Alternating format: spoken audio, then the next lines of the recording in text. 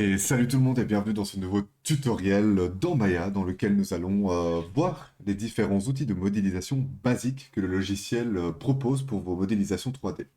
Alors tout d'abord, moi dans le cadre du tutoriel, je vais venir utiliser les différents raccourcis rapides que Maya propose parce qu'ils sont extrêmement pratiques et beaucoup plus simples à utiliser sur le long terme. Mais tous les outils que nous allons voir, vous pourrez les retrouver facilement au besoin ici dans Mesh, Edit Mesh, Mesh Tool, Mesh Display. Globalement, ça va se passer ici.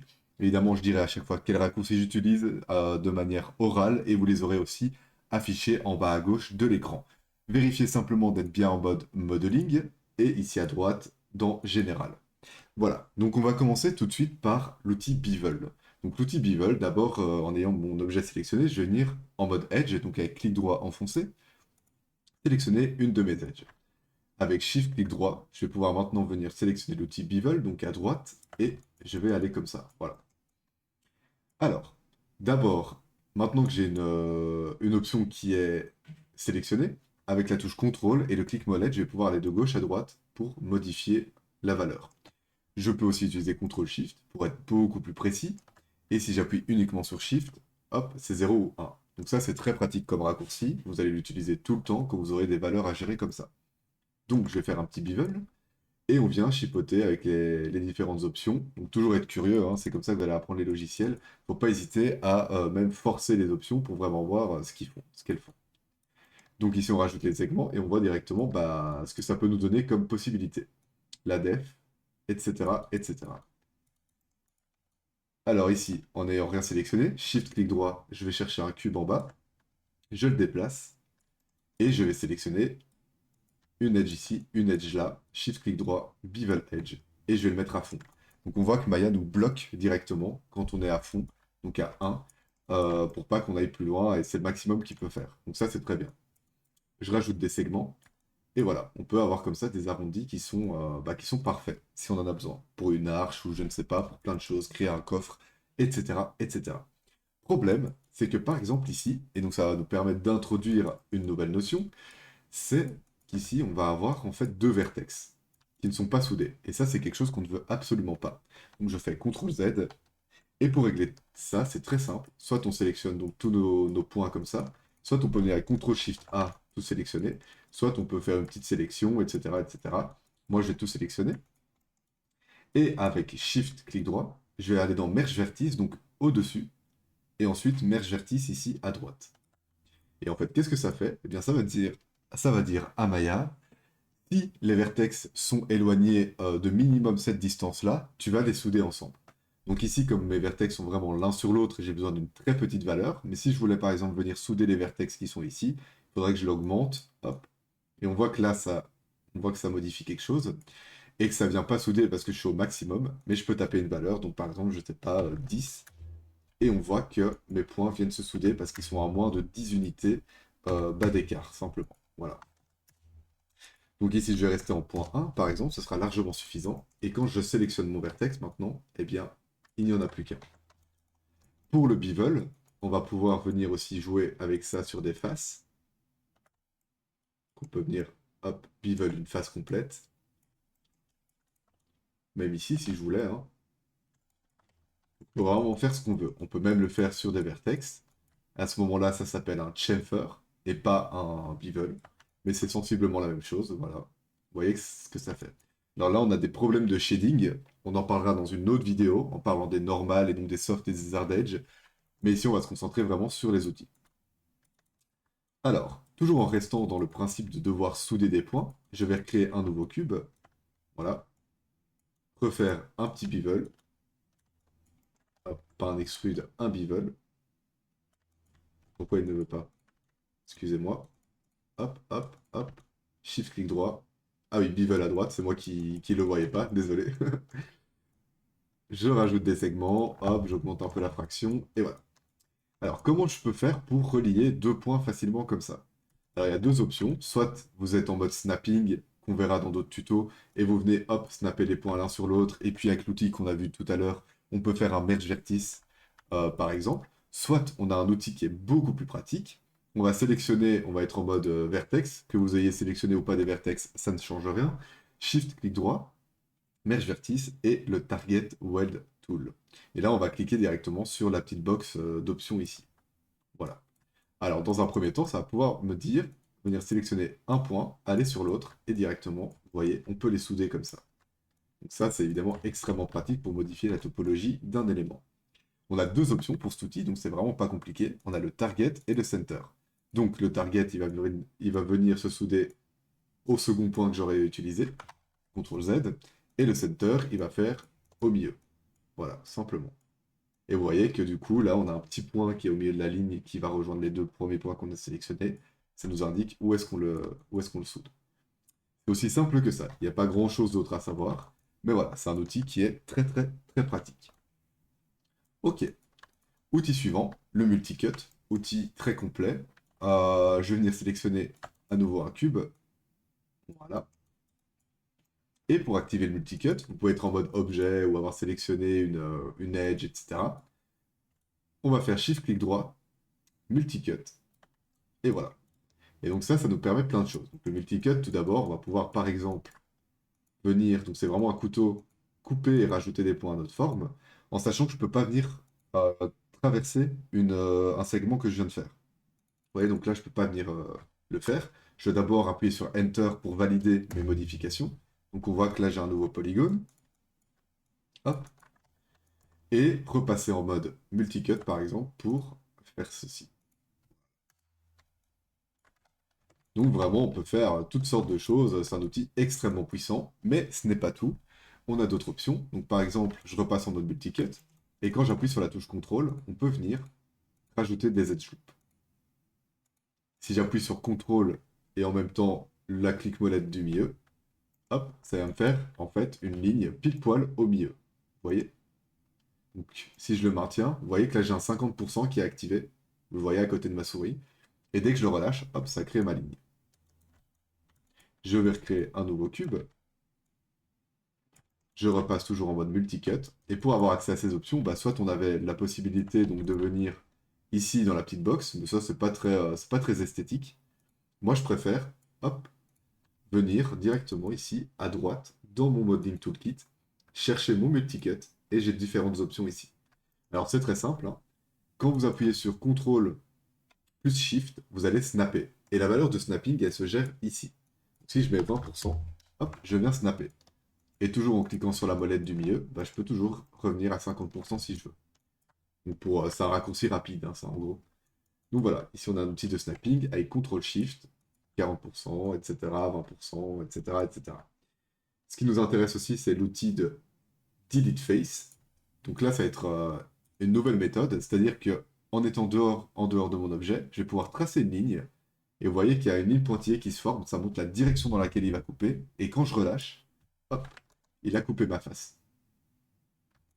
On a aussi l'outil Extract, ici, qui nous permet de dire je coupe ma face, mais en fait, je crée, enfin, je la sépare avec une certaine distance. Cette distance, bah, évidemment, on la gère ici. Je vais la mettre par exemple à 10, 10 et 2, hop. Et quand je vais le refaire, hop, vous voyez que c'est beaucoup plus loin. Donc c'est simplement ça, mais c'est très très puissant, par exemple, bah, pour faire rapidement des shapes de rochers, par exemple. Personnellement, je l'utilise beaucoup. Alors, je refais un petit cube. Je vais enlever ma grille, voilà, elle sert à rien de toute façon. Je vais reprendre mon outil multicut en delete face et je vais venir delete ici ma face. Comment est-ce que je fais pour reboucher le trou ici? Donc il y aurait plusieurs méthodes, hein. On pourrait revenir en mode vertex, réutiliser notre outil merge vertice, pas le merge vertice, pardon, le target well tool, et venir se dire bon bah je fais ça comme ça, etc. etc. Mais bon, c'est pas très précis, c'est pas toujours ce qu'on veut, donc voilà. Le moyen le plus simple dans ce cas-ci, c'est d'utiliser le fill all. Donc le fill all, c'est quoi? Je vais en mode edge, double-cliquer, et donc on voit qu'il vient me faire tout le contour. Shift-clic droit, et ici on a le fill all. Et hop, il vient fermer mon trou, simplement. Et ça se fait sur toutes les formes, sans tenir compte de la topologie. Par exemple, si je viens ici, que je double-clique sur mon edge, je fais mon fill all, donc shift-clic droit, et vous voyez qu'il le ferme. Ici, ça va pas du tout, parce qu'en fait, on a une topologie très complexe, il essaye de relier les points entre eux, etc. etc. Donc c'est vraiment pas beau. Si on voulait faire ça, par exemple, uniquement relier l'edge ici à ici, hop, l'autre outil, c'est le bridge, très simple à utiliser, Shift, clic droit, bridge. Vous voyez là que ça me crée du coup un pont entre mes deux edges. Alors le bridge, on a beaucoup de possibilités avec, notamment, je vais vous montrer directement, donc je vais aller prendre pas un carré cette fois, mais un cylindre. Hop, voilà. Et avant de faire le bridge, on va regarder encore un autre outil qui s'appelle le Separate Face. Donc le Separate Face, je vais venir sélectionner des faces. Hop, avec la touche Tab, je peux venir faire une sélection rapide comme ceci, vous voyez. Ça, c'est très pratique aussi. Et ce qu'on veut, en fait, c'est séparer ces faces-là. Et pour faire ça, on va faire un Shift clic droit. Et vous avez le Extract Face ici. Je vais cliquer sur le petit bouton. Hop. Et donc, on a deux options. Soit je le laisse par défaut, donc il sépare vraiment les faces. Je peux lui mettre un offset si je veux. Donc, il va l'écarter beaucoup plus loin. Si je fais ça, vous voyez que, hop, il me fait un offset. Moi, ça ne m'intéresse pas, donc je vais le laisser à 0. J'applique. Hop. Donc, je sépare mes faces. Et voilà, vous voyez que maintenant, les faces sont séparées. Ici, dans mon cas, comme j'ai laissé ça coché, en fait, ça va me faire deux objets. Donc j'en ai un ici, un ici. Si je veux les combiner, on a le Combine Face, enfin le Combine Object. Donc je sélectionne mes deux objets, Shift-clic droit, combiner, ici. On a à nouveau plusieurs options, hein. Vous pouvez venir les tester si vous voulez. Moi, ça ne m'intéresse pas dans le cadre du tuto, donc on ne va pas les regarder. Donc Combine, et hop. Et maintenant, ça ne fait plus qu'un seul objet. Vous voyez ici, un seul objet à gauche. Ok, donc on a ceci. Et donc, comme je disais, avec l'outil c'est Extract, j'ai recréé un cylindre. Hop. On peut venir sélectionner nos faces. Tab. Refaire un Extract Face. Hop. Là, je décoche ceci. Je l'applique. Et qu'est-ce que ça me fait maintenant? Eh bien, ça fait que j'ai toujours un seul objet à la base, mais qu'il a quand même séparé la face. Donc voilà, pour gagner un peu de temps et pas devoir les recombiner à la main comme on a fait tout à l'heure, comme on a vu tout à l'heure. Alors, pour vous montrer un peu plus d'options avec l'outil Bridge, et en quoi c'est un outil très puissant aussi, je resélectionne toutes mes faces ici. Hop, donc je prends mon objet en mode face. Je vais déplacer ici mon cylindre, enfin mon disque, lui faire une petite rotation. Donc vous voyez qu'ici j'ai pu faire une rotation en étant snappé. Donc ça veut dire qu'il vient se snapper à 15 degrés dans mon cas. Et comment on gère ça? Donc c'est avec la touche J, en fait, en appuyant sur J en même temps que vous faites une rotation, eh bien, vous allez snapper. Pour modifier la valeur de snapping, je vais fermer mon petit menu ici. Je double-clique sur mon outil de rotation. Et dans les options, ici, on va avoir le Transform Constraint et en dessous le Step Snap. Donc par défaut, il est désactivé, mais vous voyez, quand j'appuie sur J, en fait, c'est le raccourci pour l'activer. Et pour ça, maintenant, pour changer la valeur, je vais passer ici en relative ou absolu. En vrai, il ne fera pas la différence. Et je vais taper par exemple 45 degrés. Voilà. Je repasse en mode off. Et maintenant, en appuyant sur J, hop, on voit 45 degrés. C'est aussi simple que ça. Voilà, voilà.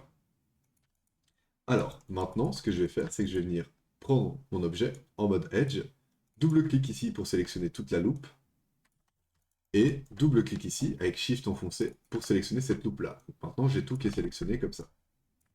Et ce qu'on va faire maintenant, donc on a tout qui est sélectionné, Shift, clic droit, Bridge.